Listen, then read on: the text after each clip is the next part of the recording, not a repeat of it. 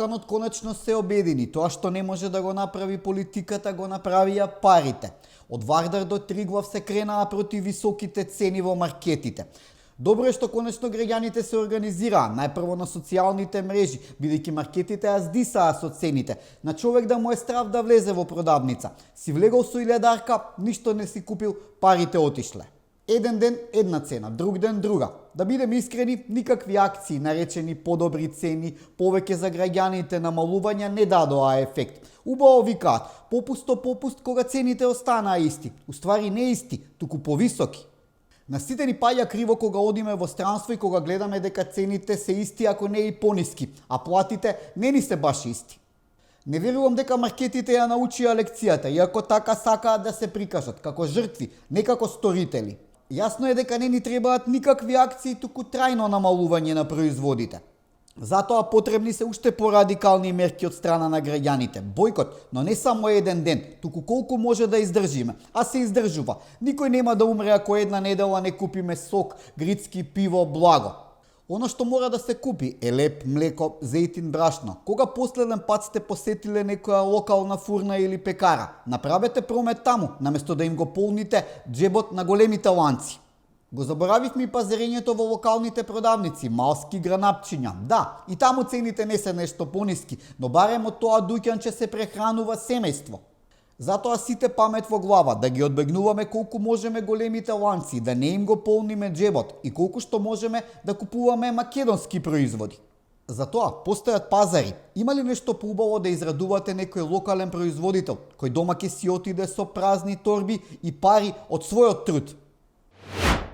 Одиме понатаму, почнува да се загрева атмосферата за локалните избори, иако изборите за градоначалници ќе се одржат доцна на есен. Први се јавија од коалицијата Влен или Вреди.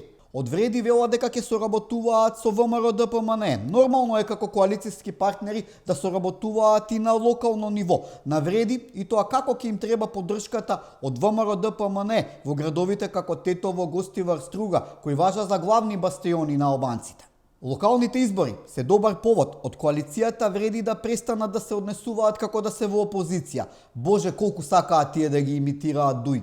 Изгорени се да бидат како оние од Мала Речица. Градоначалникот на Тетово ги реши сите проблеми во градот, останаа уште улиците. Тоа што градот тоне во ѓубре, сообраќајот е како да си во Индија, не е важно. Откако е седнат на функција, не е излезен од филмот на УЧК. Го примаше Албин Курти како премиер на сите албанци. На зидот го има основачот на УЧК Адем Јашари. Се има, само македонско знаме нема. Да ве прашам, како може во национализам да се надпреварувате со Дуј? Па тие облекоа чизми и се фатија за пушка. Затоа протестирајте зошто во Тетово или во Гостивар нема некоја странска инвестиција, а не за Албин Курти. И него со доаѓањето на Трамп му се избројани деновите на власт. Верували или не, и во СДСМ размислуваат за локалните избори. Ете, лидерот Филипче вели дека виделе колку штета му направила коалицијата со Дуј, па сега не им паѓа повторно на памет да коалицираат со нив. Арно им текна. И со Дуј и без Дуј на СДСМ исто му се фаќа. На овие локални избори нема да освојат повеќе од 5 градоначалници. А тоа ќе значи и крај на Филипче на чело на СДСМ. После изборите на Бикачка ќе велат дајте друго дете, ова не го бива за политика. Научивме една многу сериозна лекција од коалицирањето со Дуј, многу работи кои што ни се удрија од глава. И тоа мора да бидеме искрени да си го признаеме. Дистанцата е нешто што природно доја и на барање на членството и како чувство и емоција кон една таква коалиција која што не беше принципиелна. Вчера одбележавме 153 години од раѓањето на македонскиот великан Гоце Делчев. Мирно, достоинствено, без никакви инциденти. Се сеќавате што се случуваше до пред само 2 години, кога ја виткавме кичмата пред Бугарија. Тензии, инциденти, па закани од ликови како Ангел Џамбаски и Ковачев.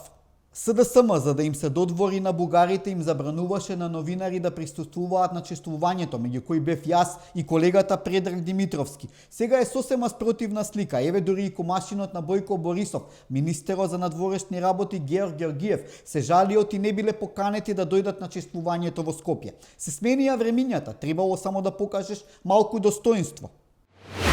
За крај не можеме да ги прескокнеме случувањата во Србија, бидејќи тоа како се поврзани со Македонија и тоа што нам ни се случуваше пред 7-8 години. Се што се случува во Србија е напишано на книга, ништо не е спонтано.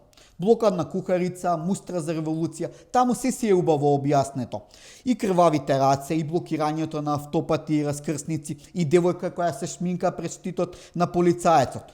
Минатата епизода реков дека на протестите во Србија фали уште да падне некое запросување. Па еве го и запросувањето.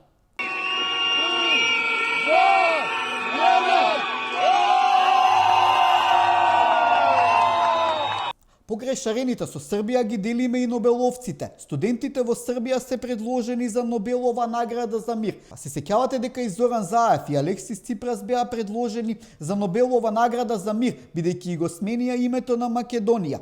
Замислете, Нобелова награда никогаш не добиле еден Никола Тесла или Тито, но ќе добијат Ципрас и другар му или пак студентите во Србија. И со Нобеловците се претера.